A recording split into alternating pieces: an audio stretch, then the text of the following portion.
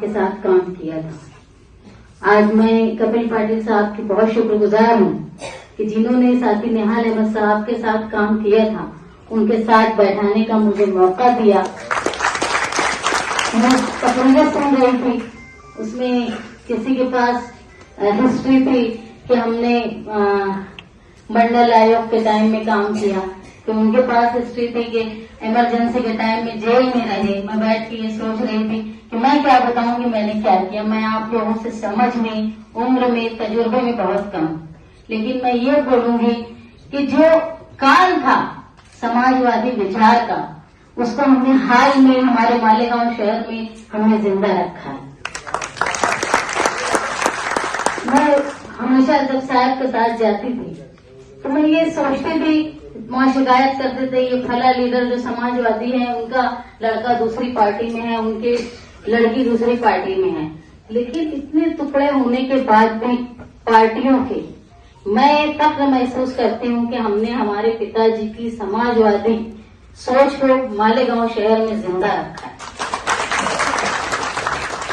आप बात कर रहे थे कि समाजवादी सोच, आज पहले मुद्दे हुआ करते थे, औरतों का कितना हिस्सा होगा, दलितों का कितना हिस्सा होगा, ओबीसी का कितना हिस्सा होगा, वंचित लोगों का कितना हिस्सा होगा। ये सारे इशू अब खत्म हो गए। अब इशू सिर्फ हो गया है हिंदू और मुसलमान। लोग महसूस नहीं कर रहे हैं कि हिंदुस्तान किधर जा रहा है, मईशत खत्म हो गई, इकोनॉमी खत्म हो गई, सिर्फ हिंदू मुसलमान पर हिंदुस्तान को ला के रख दिया गया है। हर समाज सोचता है, हम जब तकरीर मालेगांव में करते हैं तो बात आती है कि मुसलमान बोलता है हमारी शरीयत खतरे में, तो हम लोगों को बोलते हैं कि हमको शरीयत भी बचाना है और संविधान भी बचाना है। आज आप ये बात कर रहे हैं, आज समाजवादी जो बचे हैं सोच के, वो सिर्फ एक समर्थन देने वाला हिस्सा बचा है। कोई मजबूत आ गया, जो बड़ी लकीर खिंच गई कम्युनिज्म की, उसके सामने जो छोटी लकीर कम कम्युनल दिखते हैं, उनको समर्थन देने का काम तुम सोशलिस्ट समाजवादी लोग करते हैं। मैं कपिल पाटिल साहब से विनती करूंगी कि अब हमको समर्थन देने वाला नहीं बनना है, हमको हिस्सेदारी चाहिए। समाजवादी सोच रखने वाले लोग, वो किसी भी पार्टी में हो, वो सोच रखने वाले लोगों को लॉ मेकिंग इंस्टीट्यूशन में हिस्सेदारी चाहिए। तुम बाहर खड़े होकर नारे लगाओगे कि हमको हमारा हक चाहिए, संविधान बचाना है, तुम जब तक ऐवान में नहीं रहोगे तुम्हारी सुनेगा कौन? भले किसी भी पक्ष में हो। आप लोगों की जो यहाँ तजुर्बेकार लोग बैठे हैं, मैं तो ना इतने लोगों को उनके तजुर्बे के सामने कुछ बोल सकती हूँ ना समझ सकती हूँ।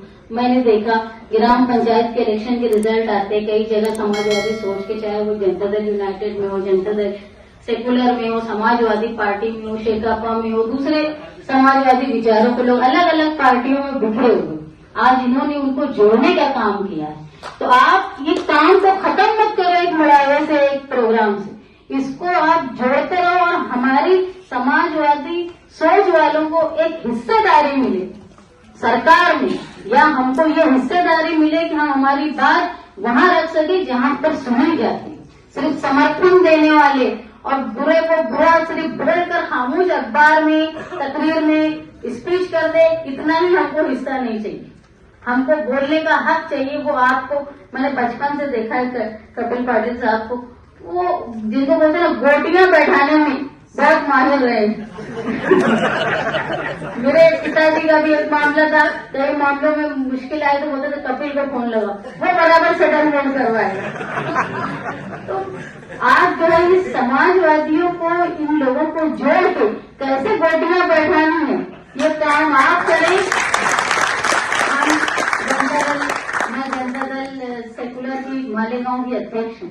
हमारे यहाँ जनता दल की कॉर्पोरेटर है, मैं अपोजिशन लीडर भी कॉर्पोरेशन में रही। इसके बाद साथी नेहाल अहमद के इंतकाल के बाद हमने पार्टी को, उसके बाद एक बड़ा हमारे साथ वाकया हुआ। मेरे बड़े भाई जो गठ नेता थे हमारी आघाड़ी के, उनका भी देहांत हुआ 35 साल की उम्र में। फिर भी हमने हमारी पार्टी को जोड़ा, हमारे विचारों को जोड़ा, क्योंकि मैं मेरे पिताजी से सुना करती थी, मेरे लीडर से सुना करती थी, मालेगांव शहर एक मुस्लिम बड़ी आबादी का शहर है उसके बाद भी वो बोलते थे कि मैंने समाजवादी विचार को जिंदा रखा, कभी मुस्लिम लीग को यहाँ बढ़ने नहीं दिया। वही समाजवादी विचार को हमने आज भी मालेगांव में जिंदा रखा है। हमारी ये चाह है, ये समाजवादी विचार के लोग हिंदुस्तान के या महाराष्ट्र के अलग अलग पार्टियों में जो टूटे हुए हैं, उनको आप चाहे किसी अघाड़ी से या किसी भी दौर से बांध के ये कोशिश करें कि वो जाए, ऐवान तक जाए और वो अपनी बातों को रख सके और मनवा सके। आप लोगों ने यहाँ बुलाया, मैं उम्मीद ये करती हूँ कि आगे भी जब भी हमको बुलाया जाएगा, मेरे पिताजी अभी आप कपिल पाटिल साहब ने बोला कि अगर निहाल साहब जिंदा होते तो वो भी किसी भी पोजीशन में होते, वो जरूर आते। तो आपने अगर मेरी मौजूदगी का कहीं न कहीं हिस्सा साथी निहाल अहमद साहब की मौजूदगी को समझा होगा, तो मैं आपकी शुक्रगुजार हूँ। मैं जब यहाँ आई, मेरे पिताजी का नाम लिया गया, तो मैंने महसूस किया कि वो सोच, वो वक्त जो आपने साहब के साथ बिताया होगा, वो फीलिंग कहीं न कहीं मुझे महसूस हुई। मैं आप सबकी शुक्रगुजार हूँ और उम्मीद करती हूँ कि जहाँ सेकुलरिज्म, समाजवादी थ्योरी को, सोच को बचाने की और बनाने की बात आएगी, हम आप लोगों के साथ रहेंगे।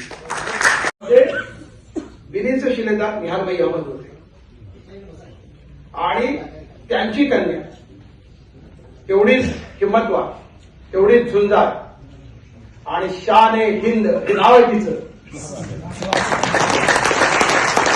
शान ए हिंद हे नाव आहे आणि तिच्या पाठी तेवढ्याच हिमतीने उभा राहणारा मुस्तकीम तिचा नवरा आहे, पण तो हिमतीने उभा राहतो। साहेबाच्या पाठी उभा राहणं फार सोपं नसतं। ते गलत बोलतो, सही बोलतोय तुम्ही। शांत समाजावर बघा, पक्ष नाही, काही नाही, पण शांतने हात मारते। तो जो मुख्य रस्ता आहे तो किमान 10-12 हजार लोकांनी आधी भरतो। तुम्ही 2 दिवस तिला सांगायचं की उद्या यायचं वारीसाहेब की आम्हाला जरा घ्या, पुस्तकाने हात दिले तर 10-12 हजार लोक जमतात। आधी कोणाची ताकद नाही आज महाराष्ट्रामध्ये की हाक मारली, कोणती गाडी न देता शान ए हिंदने हाक दिली। नाव काय? शान ए हिंद। जमतात लोक, खूप मोठी गोष्ट आहे। समोरही खूप आहे, म्हणजे ज्या वाढवण मंदिराचं आंदोलन सध्या सुरू आहे आणि सगळ्याच आपलं लक्ष आहे, त्या काय टिकला पाहिजे। ज्या फुले शाहू आंबेडकरांच्या विचारांना आपण काम केलं, ज्यांनी आपल्यातल्या अनेकांनी गांधीजीने हात दिले आणि तुरुंगात गेले, आपल्यातल्या अनेकांनी सानेगुरुजीने सांगितलं म्हणून आयुष्यभर काही काम स्वीकारलं, अशी खूप मंडळी आहे। तिथे जयंत टिप्पणीस आहे, डॉक्टर बाबासाहेब आंबेडकरांना त्यावेळेला रावसाहेब चिपळीसांनी साथ दिली होती, राष्ट्रसेवा दलाच्या संस्थापकापैकी एक। त्यांचे नातू समोर बसलेले आहे, निश्चित तसं मी घेईन। आमचे विकास देशपांडे आहे, आम्हाला राजन भाई आहे। या सगळ्या, ही सगळी मंडळी आज वेगळ्या राहुट्यामध्ये विखुरली याची गोष्ट खरी आहे। राजकीय पक्षाच्या बाजूने घेतलं तरी 4 जनता पक्षाचे गट महाराष्ट्रात सुद्धा आहेत, दलाचे पण गट आहे। समाजी संघटना वेगळ्या, कामगार संघटना, कामगाराचा एक ज्येष्ठ नेते इथे आणले, सरदार संतोष आहेत, बालेसाहेब आहेत, अजूनही बरीच मंडळी आहेत, ते आठवतील। जाकीरभाई नंतर जरा सगळ्या कामगार नेत्यांचे नाव मला द्या, नाव द्या। आपण सगळ्यांनी मिळून एका विचारानं पुन्हा एकत्र येण्याची गरज आहे।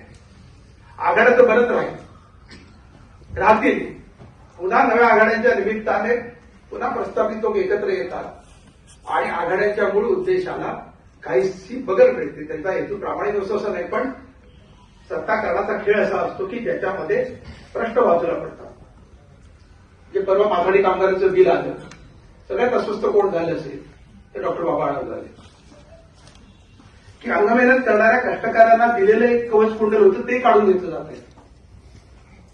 त्यांना जी रोजीची हमी आहे ती काढून घेतली जाते। कंत्राटीकरणाच्या विरोधात बीएसटीमध्ये शशांकरावांनी मोठा लढा दिला। आज सकाळी इथे काही विद्यार्थी जमले होते स्पर्धा परीक्षांचे, असाच हॉल भरला होता स्पर्धा परीक्षेच्या मुलांचा।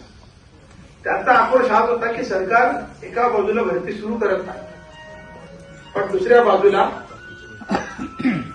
कंत्राटीकरण वेगाने करतात। या कंत्राटीकरणाच्या विरोधामध्ये राजकीय पक्ष त्यांच्या अजेंड्यावर आजही प्रायोरिटीने बोलायला तयार नाही, ती अडचण आहे।